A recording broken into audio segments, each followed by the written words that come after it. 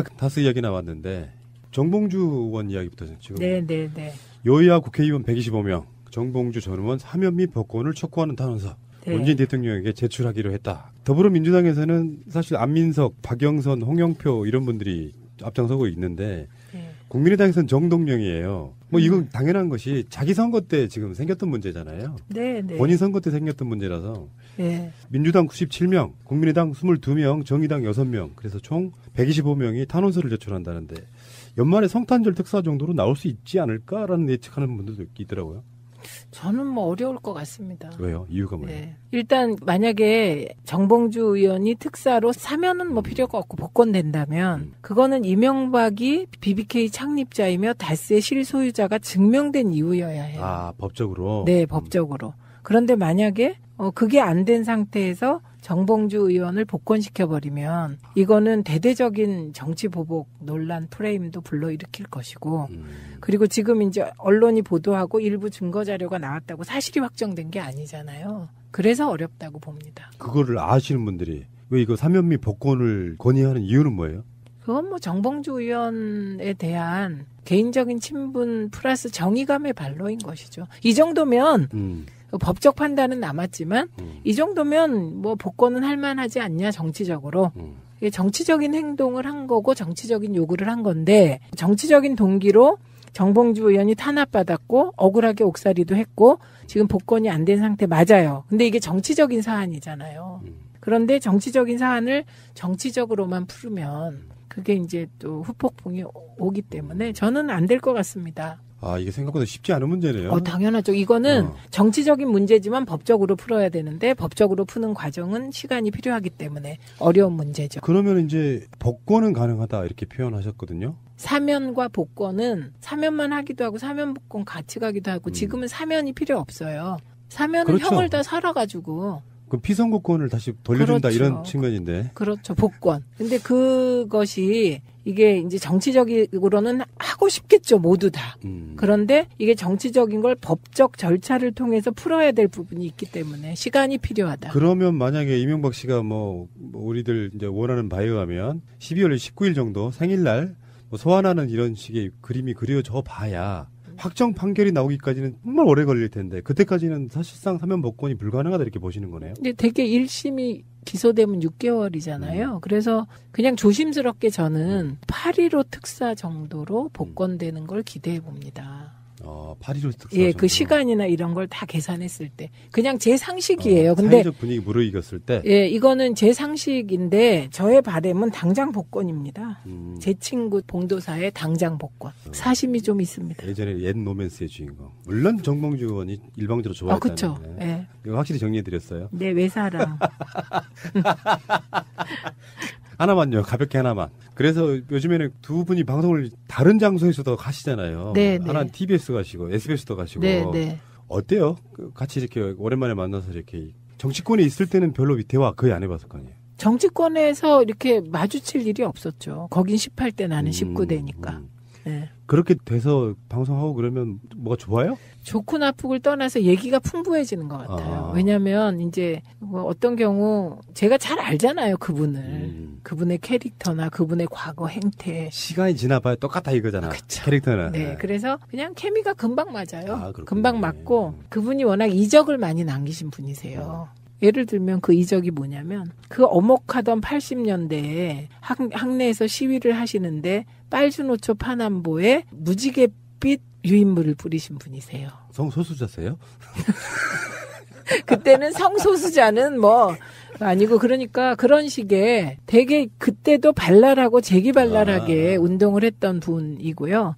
각종 암호를 만들어 와서 그것을 우리에게 가르치고 시행하는 과정에 시행착오도 엄청 많았고요. 그래갖고 나중엔 암호라고 우리가 막 했는데 막 이상한 거 있어요. 어느 날 와가지고 히링 민봉 뭐 히링 봉시영 막 이러면서 막 얘기를 하는데 못 알아듣겠는 거예요. 예, 그런 이적들을 많이 남기셔서 이 선구자적인 언어 유희의 감각을 80년대에도 구현했던 분이세요. 그러니까 제가 그때를 알고 있기 때문에 적응이 쉽죠. 비범하셨군요. 네. 그리고 특히 언어에 있어서는 말할 수 없이 비범했어요. 알겠습니다. 잠시 후에 오겠습니다. 자, 지금 MBC 사장을 공모 중인가 보더라고요. 네. 그런데 뭐 최승호 PD가 출마를 선언했어요. 네. 된다 안 된다의 문제를 떠나가지고 네. 이런 부분이 있지 않아요? 사장은 경영에 있어서의 경험도 중요하지 않습니까? 아니면 마인드가 중요한 걸까요? 저는 최승호 PD는 다 잘할 것 같아요. 다 잘할 것 같고 이분이 또 잘하는 분이죠. 그리고 저는 이분이 저에게 와서 탁 꽃이 된 거는 황우석 때예요. 황우석 때 정말 MBC가 진실과 정의, 언론 본연의 자세를 위해서 국민 90%와 싸웠거든요. 반전의 반전. 네, 국민 90%와 싸우면서 온갖 욕을 다 먹고 그런데 그 최승호, 그다음에 최진영, 예. 그다음에 최문순 사장이었어요 그때. 그리고 한학수 PD. 이분들은 정말 어디 전 세계 어디를 내놔도 부끄럽지 않은 방송인들이신 걸 제가 민원연 사무총장 하면서 확인했어요. 최문순 사장도 대단했어요 그때. 왜냐하면 이게 황우석 사태가 너무 그 파장이 크니까 저도 그때 민원연 사무총장임에도 무서웠어요 솔직히. 줄기세포의 신화가 그냥 막 우리 사회에 그냥 막 상식처럼 돼 있고 황우석이 영웅인데 그냥 그 연구만 중단시키면 되지 줄기세포가 없는 그 밑바닥의 진실까지 파헤쳤을 때 맞아요. 국민들이 진실을 원하냐 진실이 이렇게 밝혀졌을 때 허탈할 국민들을 생각해서 좀 서서히 가고 싶은 마음이 저도 있었어요. 그 논란은 지금도 진행 중이에요. 어떤 일부에서는. 근데 네. 예, 그런데 그래서 김어준이 그때 황파였잖아요. 그러니까. 네, 그런데 어쨌든 와, 아주 일말의 타협도 없이 끝까지 해서 줄기세포가 없다는 걸 황우석에게 실토하게 만들더라고. 제가 그때 그걸 보면서 정말 가슴 깊이 존경하는 마음이 생긴 사람들이에요. 그 사람들이. 그런데 일정 일단 좀 설명을 드리면 11월 27일 오후 5시까지 서류 접수를 마친대요. 네. 사장 이제 출마하시는 분들. 네. 그 다음에 30일 날 서류 심사를 하고 최종 후보자 3명을 압축한 뒤에 네. 최종 후보자 3명이 다음 달 12월 1일 그 문화방송 사옥에서 정책 설명회에서 프리젠테이션 발표를 한대요. 그 다음 이게 인터넷에서 생중계도 된다고 하고요. 그 다음에 다음 달 7일 박문진 정기이사에서 결정된다고 하는데 네. 어목하던 그 시기를 같이 보낸 언론인으로서 이런 분들이 공영방송에 사장을 하면 좋겠다까지는 뭐 사람들 생각일 텐데 네. 사실 좀 너무 공영방송일 때의 느낌은 언론이라고 하는 게 가장 먼저 화살을 쏘는 곳이 현 정권이잖아요. 네. 이런 분들이 이제 언론 자유를 위해서 싸우긴 했지만 어느 순간에 예전처럼 노무현 대통령도 그런 부분이 있었잖아요. 말년에 가면은 진보 쪽 언론이나 공영방송들이 너무 이렇게 잘못된 점만 꼬집어가지고 결국은 끌어내리는 그런 느낌이 좀 있었거든요. 네. 이게 기대도 되지만 우려도 되는 측면이 좀 사실 있는 거예요. 어떻게 답변해 주시겠습니까? 그러니까 이거는 이제 방송 외적인 얘기를 하시는 겁니다. 방송 외적인 정치적인 판단을 저에게 물으시는 건데, 저는 믿는 게 또 있죠. 다 친한 분이에요, 지금, 이분들이. 뭐, 그 친해도 1, 2년 관계가 아니고, 거의 뭐 20년 정도 같이 쭉 이렇게 언론 자유를 위해서, 언론 노조에서 저는 뭐 시민단체에서 이렇게 해왔던 분이라, 이분들을 믿어요, 그 신념을. 그런데 저도 되게 섭섭한 게 있었어요. 참여정부 때. 물론 우리도 뭐 보도협조 요청 이런 거 안 했지만, 때로는 너무 심하다, 이런 생각을 한 적이 있었고, 그리고 그 심하다고 느끼면서 조중동 프레임에서 너희들도 자유롭지 않은 게 아니냐 이런 토론도 많이 했고 그들은 저를 노빠라고 욕하고 이런 거가 있었거든요. 그런데 지난 9년 동안 이명박근혜 정권 때 방송 장악의 쓴맛을 이분들이 온몸으로 받아낸 거잖아요. 그 과정에서 적어도 최승호 PD 정도는 노무현 대통령이 얼마나 방송 자유를 지켜주기 위해서 애쓴 대통령인지를 알게 되었더라고요. 역으로. 네, 네. 그래서 지난번에 파업할 때 보면 내부에서 토론한 내용 이렇게 보면요. 그 중에 이제 불편, 부당, 중립 취하지 않겠다. 진실과 정의 그리고 뭐 객관 보도에 늪에 빠져서 헤매지 말고 진짜 그 정론을 하겠다. 이런 얘기들이 나온 걸 봤어요. 그래서 저는 그걸 지키기를 기대하는 거죠. 예, 그런데 우리가 이런 거잖아요. 예를 들면 민주당 국회의원들이 비리를 저질렀다. 그거 보도하지 말라고 하면 안 되잖아요. 그 손석희 저널리즘이 뭐냐면은 최근에 한 발짝 더 들어가는 뉴스 이런 거였어요. 네. 그러니까 기계적 균형을 갖고 똑같이 보도한 이런 개념 말고 피상적으로 겉만 핥는 뭐 이런 식의 보도 말고 실제로 왜 그게 이루어졌는지 팩트체크란 말도 사실 그 방송에서 나온 거 아니에요. 네. 그런 관점으로 해서 어쩌면 이런 관점 있잖아요. 저널리즘에 대한 이야기를 조금만 더 하자 그러면 기계적 보도가 아니라 무엇이 중원디 보도 이런 거 있잖아요. 아, 그거 네. 제가 한번 정리를 한 것도 같은데 네. 이게 지금 다 우리가 또 까먹어서 그런데 땡전 뉴스 시대가 있었습니다. 그러니까 이건 뭐냐면 공영방송이 정권의 홍보수단, 권력의 시녀로서 기능했을 때가 있어요. 그리고 그게 87년 6월 항쟁 이후에 그 방송 민주화 투쟁이 내부에서 거세게 일어납니다. 그게 거의 90년대까지 쭉 방송 민주화 투쟁이 일어나거든요. 그리고 그 방송 민주화 투쟁을 했음에도 김영삼 정부 때도 방송은 자유를 찾지 못했어요. 그런데 그 김대중 정부가 들어서면서 김대중 대통령이 KBS 사장으로 누굴 임명했냐? 박권상 사장을 임명했죠. 그래서 그 박권상 사장의 일성이 뭐였냐면 불편, 부당한, 객관, 중립보도를 하겠다였어요. 그래서 그때 KBS에 정착된 게 여야를 정치적으로 1분 1분 다루는 거예요. 초까지 다 돼서. 발전 과정이라고 보시는 거예요? 그렇죠. 그게 발전해온 과정이에요. 그런데 이게 이제 박권산 사장이 체제가 지나고 그 다음에 KBS 사장이 된 게 정현주 사장이잖아요. 지금 그 JTBC 뉴스룸의 포맷이 정현주 사장이 KBS에서 하려고 했던 포맷이에요. 그러니까 되게 보면 이제 우리 방송 뉴스가 보면 메인 1분 30초 끊어. 또 1분 30초 끊어. 그래서 이게 주제를 많이 쫙 열거한단 말입니다. 그러면 방송이 많은 소식을 전하지만 어떤 문제가 생기냐? 의제 설정을 못 해요. 그래서 의제 설정을 누구한테 뺏기냐? 신문에 뺏겨요. 그래서 의제 설정을 신문이 하니까 늘 방송이 종속 변수처럼 됐던 거예요. 그거를 깨기 위해서 진짜 노력을 하셨는데 KBS 메인 뉴스에선 그걸 못 하셨고요.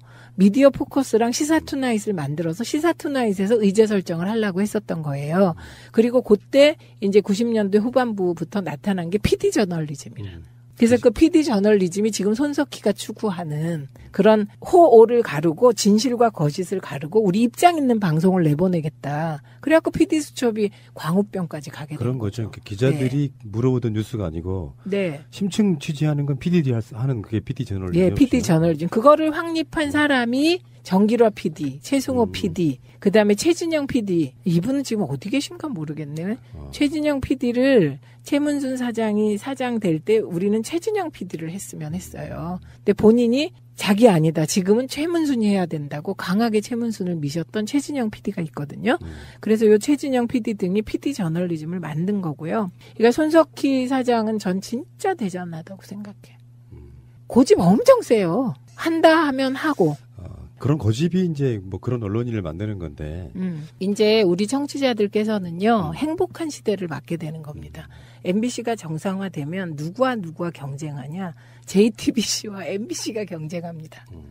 그래서 지금 JTBC를 능가하는 포맷으로 그 예를 들면 뭐 최승호 PD가 사장이 되건 정찬영 PD가 되건 뭐 송일준 PD가 되건 뭐 이우호 국장이 되건 누가 되건 지금 이제 누굴 짜라잡으려고 하겠어요.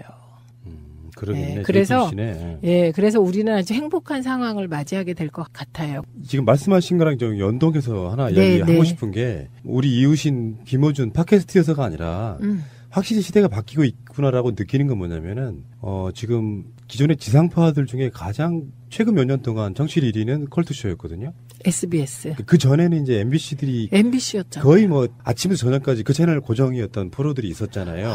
그러니까 이제 그 MBC의 영광이 라디오 쪽에서도 무너졌군요. 그러니까 뭐 여성시대, 네. 싱글벙글쇼, 네. 뭐 라디오 시대 뭐 이렇게 쭉 연결되는 그 프로가 있었잖아요. 표준 네, FM. 그게 네. 정찬영 PD가 한 것들, 성공시킨 것들. 근데 네. 최근에 몇 년 동안은 이제 SBS로 옮겨갔는데 텐트폴 효과처럼 하나가 청취율 1위로 가면 고정시켜버리시는 분들이 많잖아요. 그렇죠. 하루 종일. 네, 네. 근데 최근에 나온 조사를 보니까요. 0.1% 차이로 2위예요. 김호준의 뉴스공장이. 근데 문제는 뭐 어차피 TBS도 지상파인 건 맞죠. 맞는데 문제는 이게 팟캐스트 중심 인물.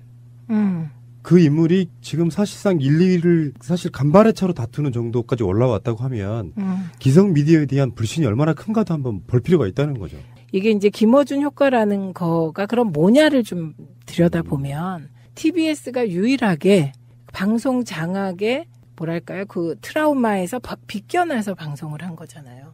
박원순 시장 효과도 있겠죠. 그렇죠. 그러니까 이게 이제 TBS가 교통방송이기 때문에 이게 뭐 영향력이 작을 수 있는데 그 영향력을 뛰어넘을 수 있는 좋은 조건이 있었던 거예요. 아무나 불러서 막 던질 수 있었다. 예, 저는 이게 성공 비결인 것 같아요. 그런데 아무래도 뭐 사람의 머리라는 게요. 9년 동안 방송 장악하에서 방송을 만들면 그 머리가 완전히 풀어지는데 시간이 걸려요. 그러니까 SBS가 뭐 컬투쇼로 그렇게 되고 최근에는 뭐 김영민도 SBS 라디오에 들어갔잖아요. 정봉준 이미 들어가 있고. 그런데 중요한 건 그거를 만드는 사람들의 머리가 풀려야 돼요. 머리가 풀려야. 그래야 진짜 이렇게 창의적인 프로가 나오는 거죠. 정권이 바뀌었다 또는 뭐 세상이 바뀌었다라고 실감하는 부분이 그냥 우린 정치적인 의미를 부여하는 거고요. 네.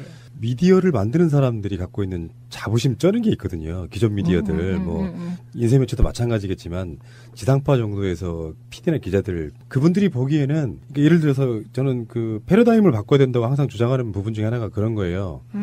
그때 그 마인드로도 안 될 거다. 지금 또 바뀌었다. 그렇죠. 그러니까 노무현 대통령 때까지 언론 자유를 누렸던 그 마인드도 아니다. 바뀌었다. 사실 방송이라고 하는 건 결국에는 상업성이 있어야 된다고 저는 보는 사람이거든요. 근데 그 상업성을 진실 보도로 만드는 상업성이 있어요. 이 방송 보면 재밌어요. 막 진실 이야기 하는 것 자체가. 그러니까 진실 자체가 상업성일 수 있는데 온갖 자극적이고 말도 안 되는 걸로 저널리즘을 표방해 오면서 거짓 보도까지 일삼았던 그런 부분이 있었잖아요. 네. 그래서 아주 혁명적인 상황을 맡고 있는 게 아닌가 싶고. 네. 그건 진짜 혁명일 거라고 생각이 들어요. 교통방송이 일반 지상파 3사 중에 한 대표적인 프로그램을 지금 0.1% 차이로 쫓고 있어요. 이거는 사실 우리 여론조사로만 따지면은 결과가 뒤집어져 있을 수도 있는 상태. 네, 저는 뭐 이런 얘기 제가 할 건 아니지만 MBC가 정상화되고 시선 집중이나 100분 토론이 제자리를 잡으려면 시선 집중은 유시민이 진행하면 됩니다. 100분 토론은 최민희가 진행하면 됩니다.